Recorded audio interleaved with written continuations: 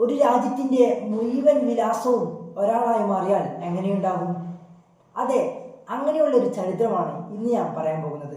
ഒരു കത്ത് അതിന്റെ ഉടമസ്ഥന് ലഭിക്കണമെങ്കിൽ കൃത്യമായ പേരും വിലാസവും പിൻകോഡും ഒക്കെ വേണം, അല്ലേ? എന്നാൽ ലോകത്തിന്റെ ഏത് കോണിൽ നിന്ന് എഴുതിയാലും ഒരു വരച്ചു വെച്ച ചിത്രം കൊണ്ട് ഒരാളെ തേടിയെത്തിയ കത്തുകളുണ്ടായിരുന്നു. അദ്ദേഹം ആരാന്നറിയോ? നമ്മുടെ ബഹുമാനപ്പെട്ട മഹാത്മാഗാന്ധി ആയിരുന്നു. സ്വാതന്ത്ര്യ സമരകാലത്ത് ഗാന്ധിജിക്ക് പലയിടത്തുനിന്നും ഒരുപാട് കത്തുകൾ ആളുകൾ അയക്കുമായിരുന്നു. എന്നാൽ പലർക്കും അദ്ദേഹത്തിന്റെ വിലാസം അറിയില്ലായിരുന്നു. അവർ ടു മഹാത്മാഗാന്ധി ഇന്ത്യ അല്ലെങ്കിൽ മഹാത്മാഗാന്ധിയുടെ ചിത്രം വരച്ചായിരുന്നു പലരും കത്തുകൾ അയച്ചിരുന്നത്.